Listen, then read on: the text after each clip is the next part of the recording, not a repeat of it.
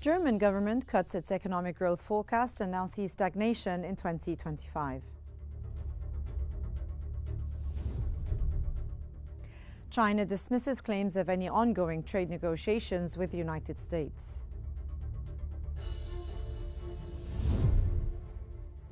And Fitch Ratings revises its 2025 outlook for global automotive sector from neutral to deteriorating.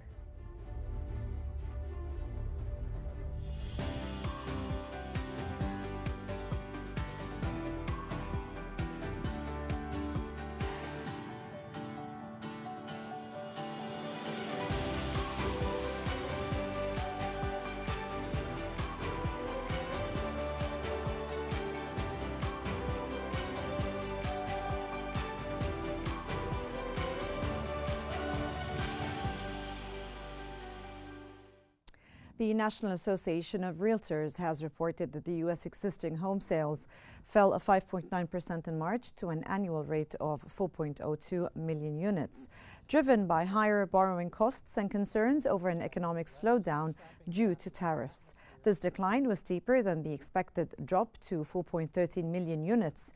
Year-on-year, sales decreased 2.4%. The average rate on a 30-year fixed mortgage was close to 7% during the period when contracts were signed, contributing to the slowdown. Despite this, new home sales surged to a 6-month high, with builders offering incentives to manage inventory levels. Existing home inventory rose to an 8.1% to 1.33 million units, with a 2.7% increase in the median price to $4,700.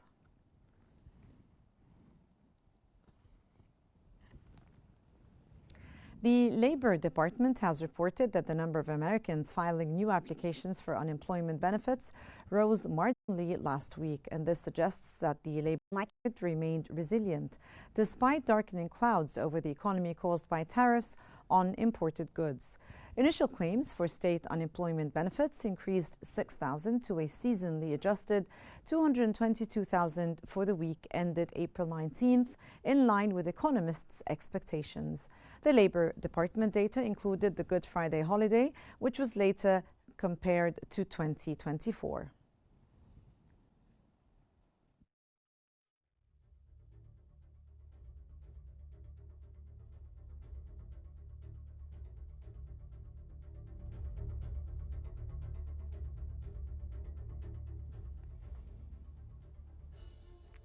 Still in the United States, as the Commerce Department's Census Bureau has stated that the American manufactured goods surged in March on a strong demand for commercial aircraft. However, activity elsewhere was muted, likely as businesses exercised caution against the backdrop of a darkening economic outlook caused by tariffs.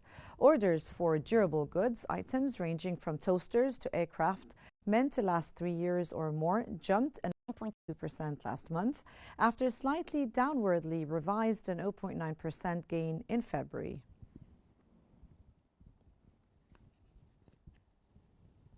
And in Europe, the German government cut its economic growth forecast and now sees stagnation in 2025 instead of an 0.3% expansion, as uncertainty from global trade disputes is set to hobble growth and dampen investment. For 2026, the government now expects growth of 1%, down slightly from its January forecast to 1.1%. Exports are expected to fall by 2.2% this year, following a 1.1% decline in 2024. Next year, exports are expected to rise by 1.3%. The German government foresees inflation falling to a 2% this year and then to a 1.9% next year, down from 2.2% last year. Economic weakness will take its toll on the labor market, with the unemployment rate expected to go up to 6.3% this year from a 6.0% last year, before falling to 6.2% in 2026.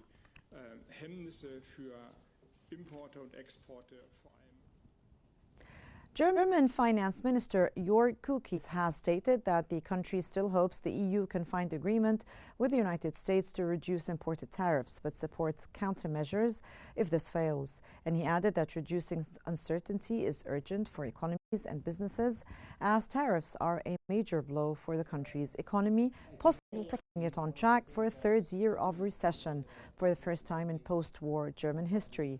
For her part, the European Central Bank President Christine Lagarde stated that this would be counterbalanced in part by the likely inflationary impact of an expected German fiscal boost after the country's parliament passed a plan last month to hugely increase spending on defense and infrastructure.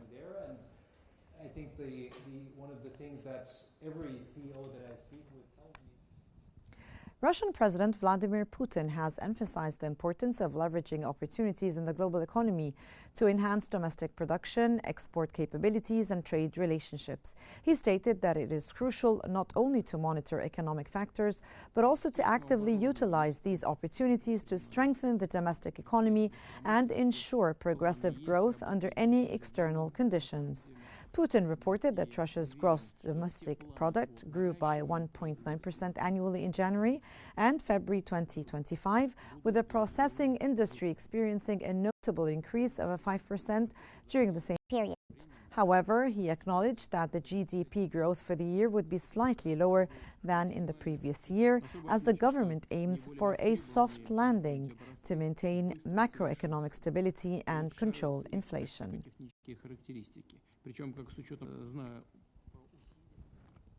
The Indonesian finance minister has stated that the country's economic growth this year will likely stay around 5% despite trade tensions. The government's target is 5.2% this year, and President Prabowo Subianto has pledged to lift growth to 8% by 2029. In its latest World Economic Outlook, the IMF downgraded Indonesia's economic growth estimate for 2025 to 4.7% from a 5.1%.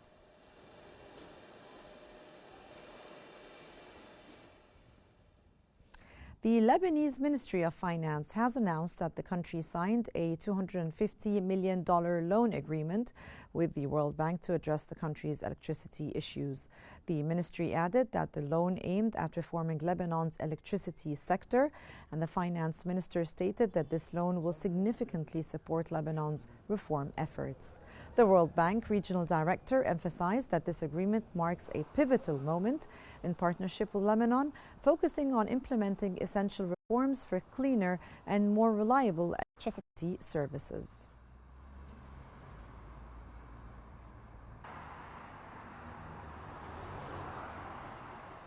Donald John Trump, do solemnly swear that I will faithfully take office of President of the United States. Capital open, the Americans and reciprocity.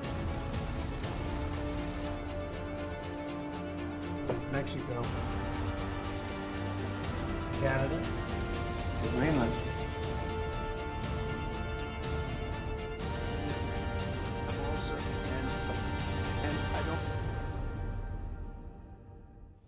On the tariffs policy, European Central Bank President Christine Lagarde has said that the U.S. tariffs could have a disinflationary impact in Europe if there are no European countermeasures. Lagarde emphasized that China will have overcapacity and will want to reroute its exports somewhere, possibly to Europe, and that would have a dampening impact on prices. She highlighted that while this could push up inflation in the United States, it could have the opposite effect in Europe. Lagarde added that she could not exclude the possibility of revisiting the ECB's growth forecasts when it makes its next projection in June in light of Trump's tariffs. We no longer characterize the policy stance on The Chinese Foreign Ministry's spokesperson has dismissed claims of any ongoing trade negotiations with the United States, contradicting recent statements made by the U.S. President Donald Trump. 这些都是假消息。据我了解，中美双方并没有就关税问题进行磋商或谈判，更谈不上达成协议。这场关税战是由美方发起的，中方的态度是一贯的、明确的，打奉陪到底，谈大门敞开。对话谈判必须是平等、尊重、互惠的。我们看到的事实是，美方滥施关税严重破坏世贸组织规则，损害的是各国人民的共同利益。 UK Finance Minister Rachel Reeves announced that the government is not in a hurry to secure a trade deal with the US President Donald Trump, emphasizing the need for a deal that serves the UK's national interests. She ruled out any concessions on food standards during negotiations, stating that they're not going to be relaxing our food standards. While discussions with the US continue, Reeves highlighted the importance of reducing post-Brexit trade barriers with the European Union. Reeves is set to meet the U.S. Treasury Secretary Scott Bessent this week to discuss a trade deal that strengthens U.S.-UK defense ties amid reports that the U.S. is urging the U.K. to reduce its automotive import tariff from a 10% to a 2.5%. Concerns that the U.S. has about countries that run large persistent. And moving to the automotive market, the U.S. President Donald Trump is set to exempt certain car parts from tariffs imposed on imports from China, following intense lobbying from industry executives.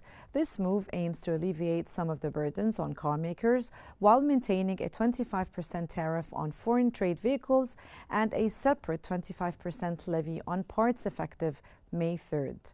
The concessions come as the U.S. auto companies have pushed for further exemptions, warning that existing tariffs could raise car prices, disrupt supply chains, and lead to job losses. Stellantis Chairman John Elkann expressed concerns that Trump's trade policies are jeopardizing both American and European car industries.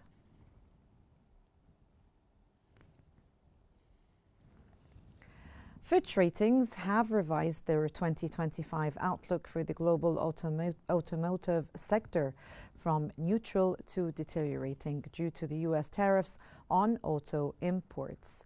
These tariffs are expected to lead to production cuts and increased costs, negatively impacting profitability and free cash flow margins. While balance sheets remain strong, particularly among investment-grade issuers, negative rating pressures are rising for those already facing challenges from restructuring and reduced production. Automakers are expected to raise prices globally to offset tariffs, but some may struggle to cover the costs, leading to adjustments in production and sales plans.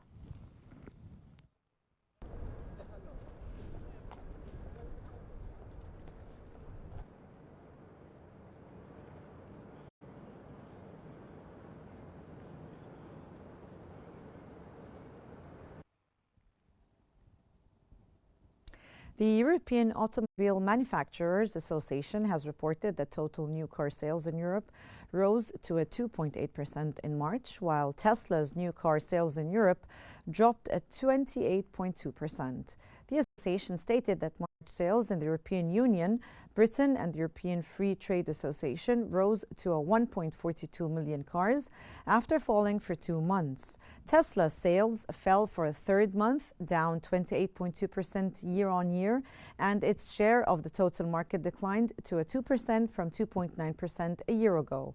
Among the largest EU markets, sales in Spain and Italy increased by 23.2% and 6.3% respectively, while in France and Germany they dropped by a 14.5% and 3.9%. In Britain, registrations were up to a 12.4%.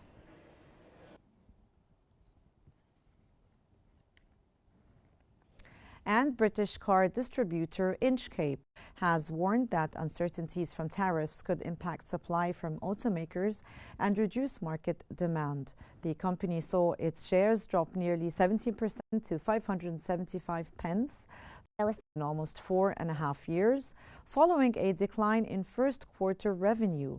CEO Duncan Tate stated that while current demand is stable, potential supply issues from original equipment manufacturers could arise due to the tariff situation. Inchcape, which operates in 40 countries, is focusing on managing inventory and costs while reaffirming its 2025 guidance, excluding any tariff impacts.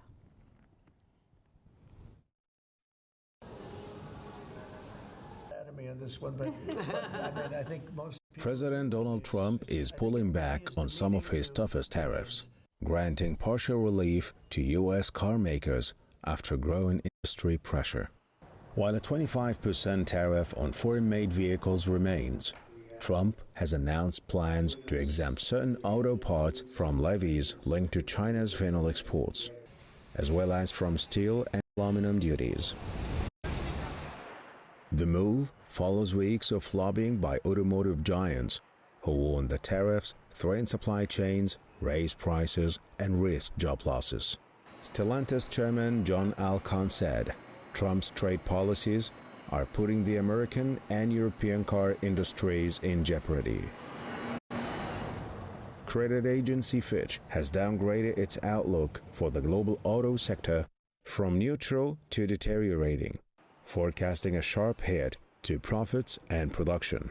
U.S. car sales in 2025 are now expected to fall to 15.2 million, down from earlier estimated of 16.3 million. In Europe, Tesla sales plunged 28.2% in March, while British car distributor Inchcape saw its shares drop 17% over tariff uncertainty. While President Trump insists his trade strategy is designed to protect American industry, critics warn of rising costs and global disruption. As markets react and industries brace for impact, the key question remains, will these moves really bring the industry back to the States? And joining us from Cairo is the economic researcher Mohammed El-Behwashi to discuss the latest developments in the automotive sector and the impact of the U.S. President Donald Trump on it. Welcome, sir. And let me first ask you, Fitch Ratings has downgraded its outlook for the global automotive sector to deteriorating from neutral. What are the key indicators, do you think, that led to this revision? And how might it affect investment in the automotive industry?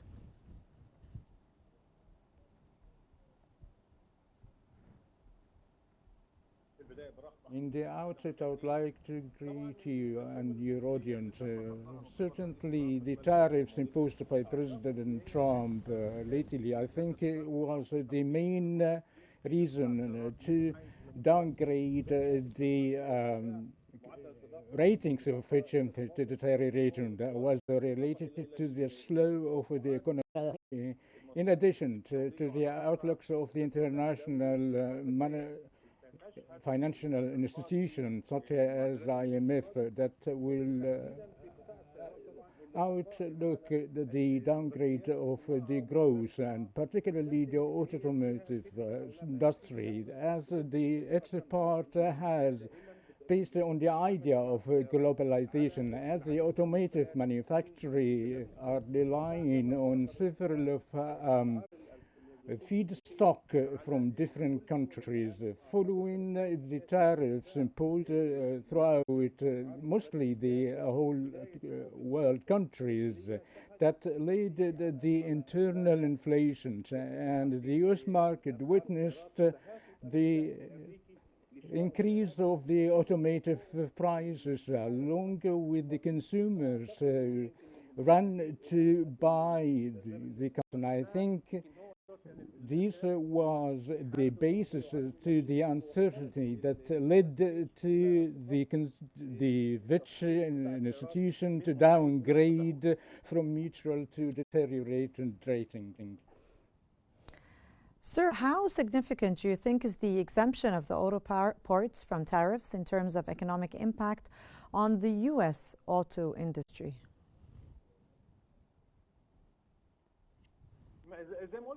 As I said in the outset, the automotive manufacturing is distinguished of several feedstock from more than one country and one place. Some of these sectors that, as the electronic chips or the silicon that are used in the automotive manufacturers were imported from the East Asia countries. Some other parts from the China, as we see that the manufacturing of the automotives are relied on several countries and are distinguished of some sort of profitability of those countries that participated in such industry. Imposing such tariffs naturally led to the increase of the price of the feedstock that affected the final product. So, and affected the flow of production or decrease the manufacturers of their volumes of production, and it is expected that some companies will stop the full production. I think decrease in the tariffs and be returning to its norm will be most positively. That will return in these manufacturers, and the world economy relied on such automotive sector to the all of the countries. And how have the markets and manufacturers, do you think, sir, responded so far to this latest round of tariff changes?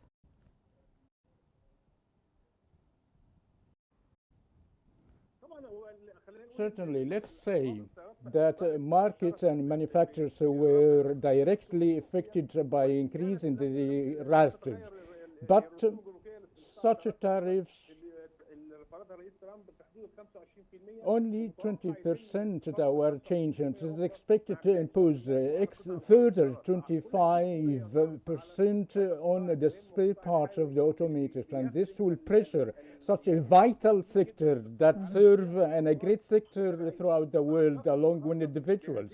As such, I think such restraints and tariffs and the start of the trade war between US and China affected all the countries, and the movement of the world trade and exited some sort of uncertainty in the near future. And I think such tariffs that will harm the world economy in general, and in particular is the automotive sector directly. And I think that sit back or reaching some sort of an approachment through which to decrease the tariffs as what is being imposed and determined by all the countries such as USA is the policy of tit for tat. So the more America imposed tariffs, so reciprocally tariffs will be imposed by the affected countries. So it is triggering a world trade war that would affect everybody. Sir, let me ask you my next question. With the UK Finance Minister Rachel Reeves set to meet the US Treasury Secretary Scott Bessent this week, the US is urging the UK to reduce its automotive import tariff from a 10% to a 2.5%. What do you think are the potential economic implications of this tariff reduction?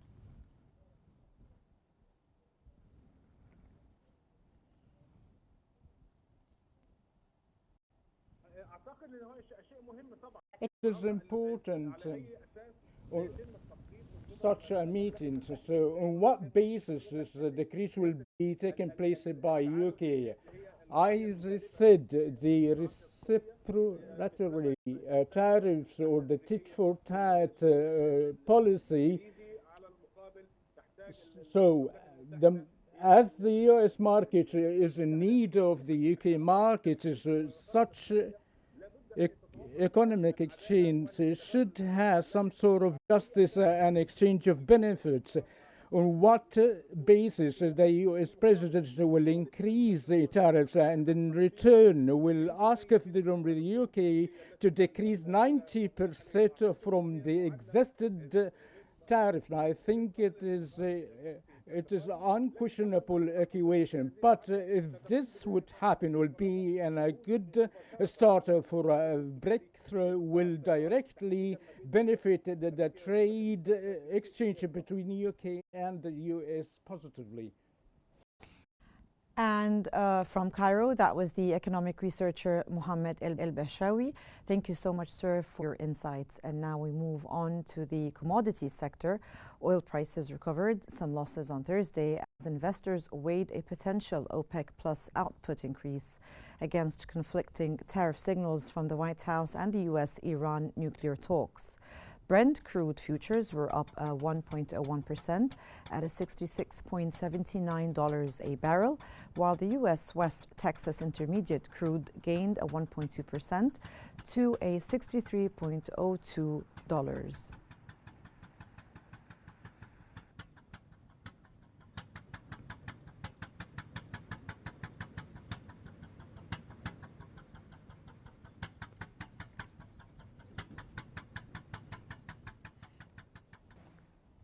And in markets, the U.S. stocks rallied on Thursday, with big tech leading the way as investors digested mixed signals from President Trump and his top advisors on tariffs.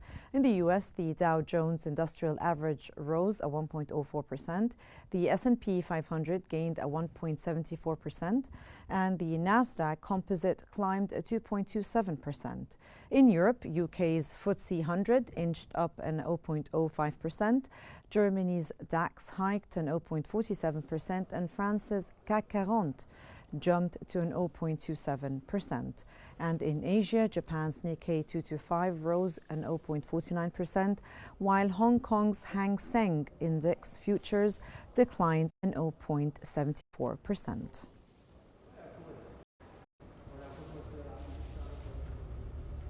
And that brings us to the end of our economic bulletin, and here's what we've been covering.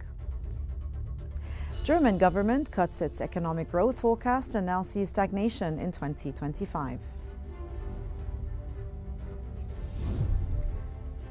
China dismisses claims of any ongoing trade negotiations with the United States.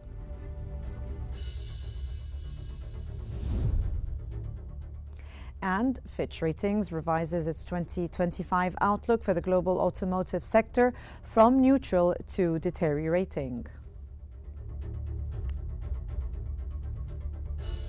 And this concludes our economic bulletin. Don't forget to follow Q News on YouTube, Facebook, X, Instagram, and TikTok at QNewsEG to stay informed. And thank you for watching, and stay tuned for more updates on Q News.